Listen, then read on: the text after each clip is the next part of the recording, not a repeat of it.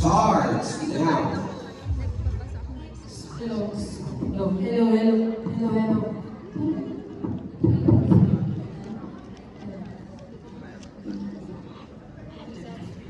Marcus.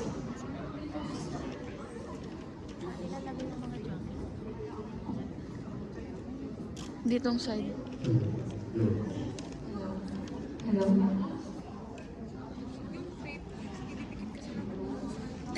Everyone, yung jacket's ready. Ha?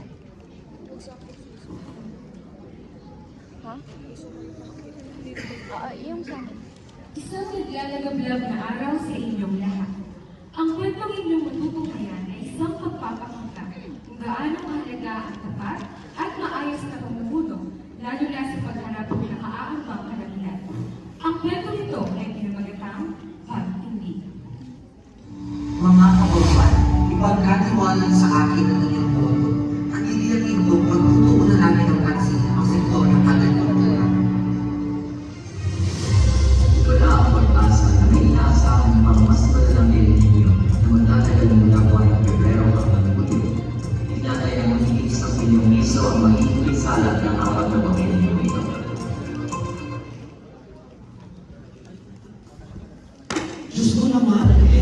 Diyos ko naman, si Rit Rose, anong kalokohan yan? Diyos ko, ay mga init-init na yan, natural naman talaga yan.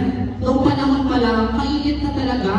Noong kapanahonan pa lang ni Kuya Ro, mainit na talaga. Kaya, Diyos ko, mga nakapag-graduate ka lang sa magandang school. Lumaki na ang ulo mo. Sino ka ba? Ano bang pinagmamalaki mo? Teka lang, Mayor. Huwag mo naman akong husgahan kaagad. Please, basahin mo na to. Please, pakinggan niyo ako. Because this is true, Mayor. Please! Please, pakinggan niyo po ako. Dahil totoo po ito. At kung hindi tayo gagawa ng paraan, baka maging muli na ang lahat. Kung hindi tayo kikilas ngayon. Ayoko na ng usapan to. Mayor, please, pakinggan niyo po ako. Ayoko. This is true. Mayor, Alam mo kung ano ang makakaputi sa bayan ko. Mayor! Hello, Garci? Subukin mo isa ko, Garci.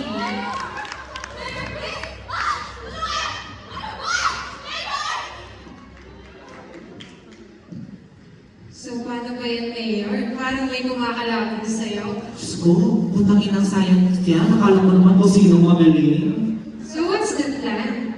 Susundin ba natin yung suggestion niya? Hindi. Patuloy magpapatayo ng mga infrastruktura.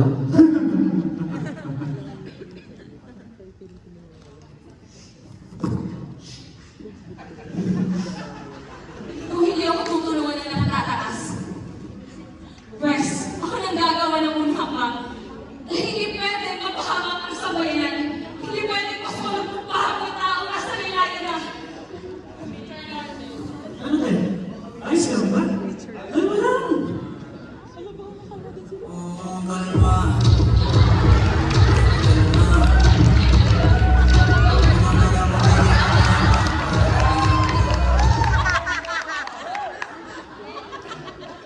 Dahil dito, pumunta si Miss Juliet Rose sa mga magsasaka upang ipaalam ang kanilang tunay na kalagayan ng kanilang bayan.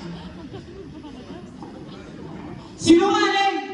Hindi naman totoo yan, sabi ni Mayor eh. Ito ang init na to, wala din to.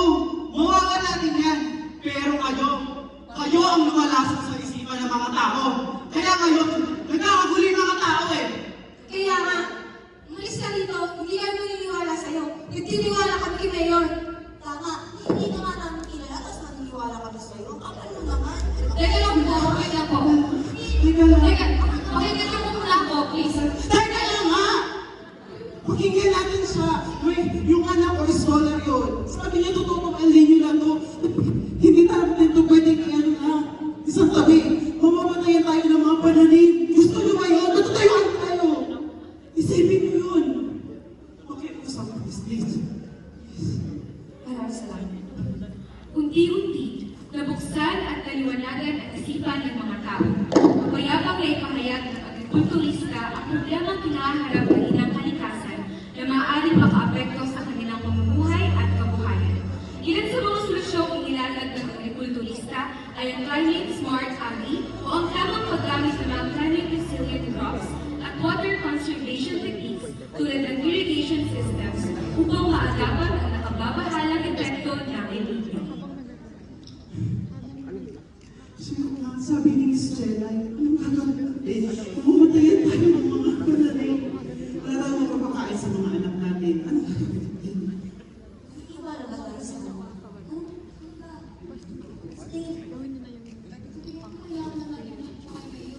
Kung gano'n din naman, ba't di na natin sila puntahan ng personal? Teka, saan kayo pupunta? Kung gano'n din naman, pupuntahan na namin ng personal si Mayon para malinawan na kami. Kung gano'n, sasama ko. Mabuti naman. Mayor Alice, higin mo kami! Mayor Alice, higin mo kami! Mayor Alice, higin mo kami! Asan po si Mayor Alice? Kailangan po namin siya makausap para po malinawan yung mga issue po namin dito. Mayor, papusukin niyo lang po kami. Kailangan lang po namin pausap sa iyo. Kailangan lang po namin yung sagot. Ang ingay! Bitaw ko ko, tumayo ka! Hinakayaan ko kayo ng malaki kayo ng pangalan sa kanila. Teka ha! Bakit kailangan magulat ha? Ba't kailangan yung malaki? Hindi naman sila pupunta ng kami. Hindi naman ako. Asan ba kasi si Mayor? Mayor, lumabas ka dyan!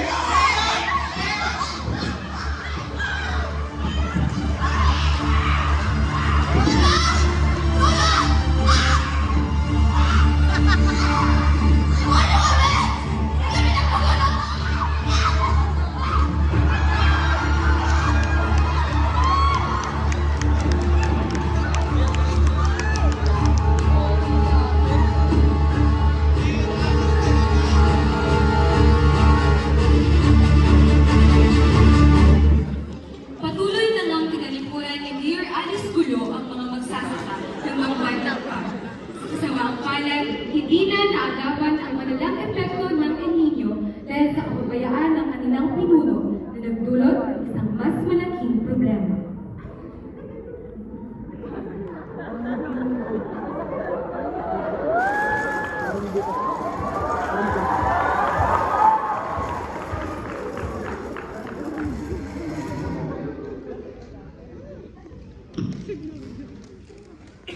I am sorry. Tulad ng ipinamalas ng kabayanihan ng kulturista sa pwesto, ang kanyang pagtindig ang nagpabulat sa mga tao ng katotohanan at mga paraan kung paano nila matutugunan ang hindi mapipigilang pagtama ng mga sakuna. Sa kwentong ito mapapatunayan na ang tapat at mabisang pamumuno ay nagmumula sa puso ng isang taong handang mag-ikot sa kanyang kapwa, sino man o anuman ang kanyang katayuan sa lipunan. Ang tunay na ninuno ay hindi makasarili at mapagpayabang. Bagkus ay isang mapagkumbaba, pagmalasakit, totoo at pinakikinggan ang kanyang kapwa. At bilang mga scholar, ating tandaan na tayong mga scholar ay hindi lamang scholar, kundi tayo ay scholar ng at para sa bayan.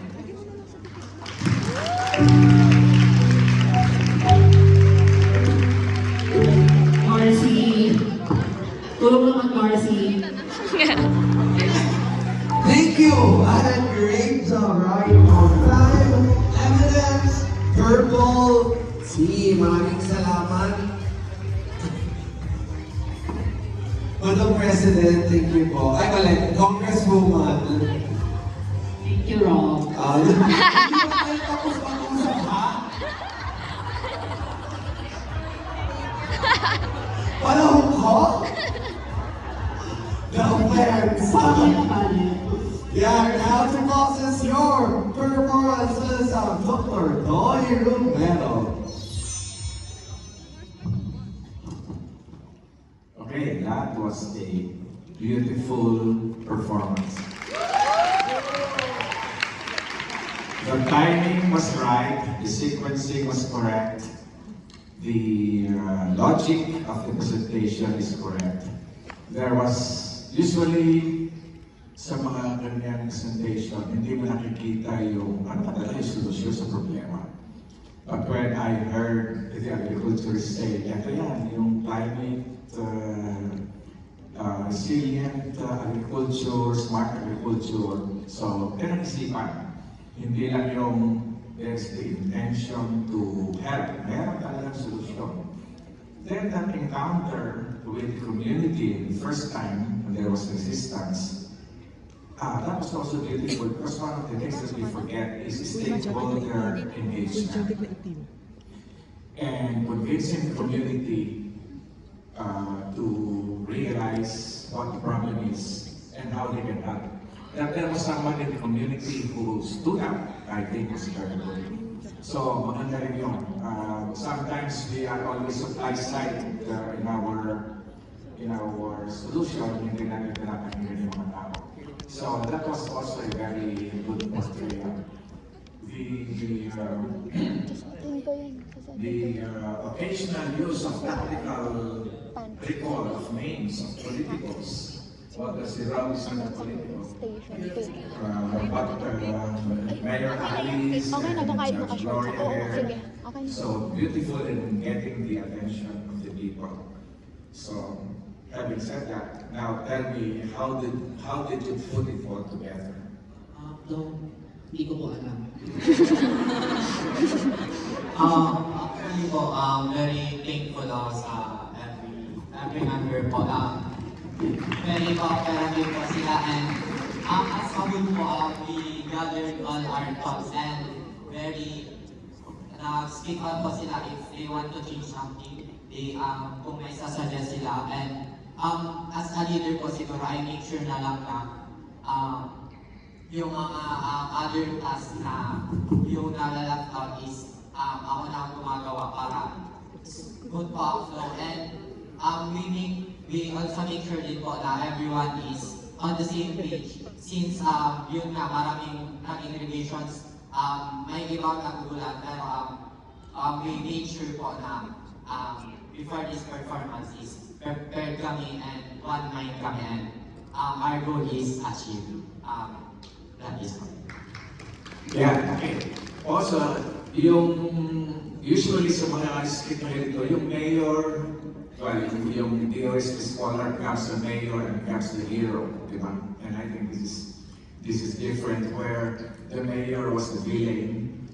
Although, sabi naman niya, I'm sorry. So, that was also the possibility of redemption, di ba, sa ating mga politiko. So that was also good. Okay, continue. Yan po. So, why did we come to that idea po? So, yan, personally din po, and sa lahat din sa amin, part po kasi ako ng publication, yung publication po talaga namin, we do mass integration, we interview real people in this like different communities, and like, nakaka-change po talaga siya ng perspective pag nakakausap niyo yung mga tao. Hindi lang naman yung mga renowned, yung mga ganyan, hindi lang yung ganun. Kasi yung people mismo yung nakakaalam.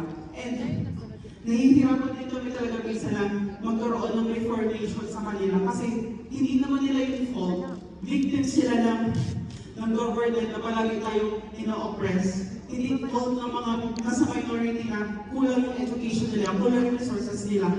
Hindi natin dapat sila itakwil dahil nag-resistance sila sa atin. Kailangan natin sila i-gather talaga, i-collective at i-mobilize. And kailangan natin i-call out yung mga nasa gobyerno na hanggang ngayon wala pa rin ginagawa. Ako siguro po, in conclusion, siguro po, many people nowadays still thinks that climate change is a hoax. Many people believe na there is no climate change. Why? Because hindi nila iniisip kung ano ang epekto ng climate change sa kanila personally. Kasi many people think that climate change is a global issue. Pero you don't know how climate change affects you personally. Tulad nga po ng sinabi ni isa sa mga favorite ko pong Miss Universe, si Miss Universe 2021, Harna Sandhu, sabi niya, prevent and protect is better than repent and repair. So, Yeah, also,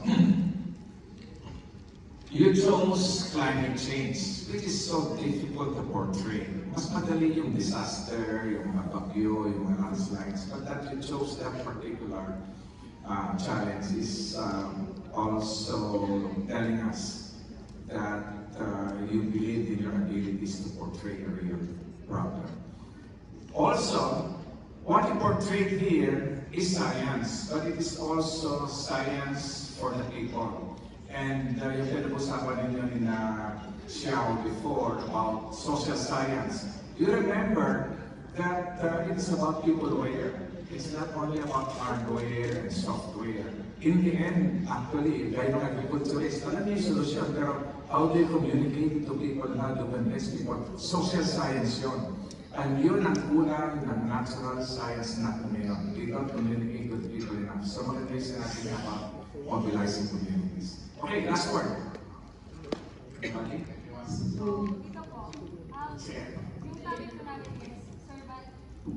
Yung topic po natin is servant leadership. And dito po, yung naging servant leader po dito is ang agriculturalist. And dito namin po pinapakita na hindi lang pwedeng hindi lang yung mga taong may katangkulan ang pwedeng maging leader. Everyone can be a leader, pero hindi lahat pwede maging servant leader.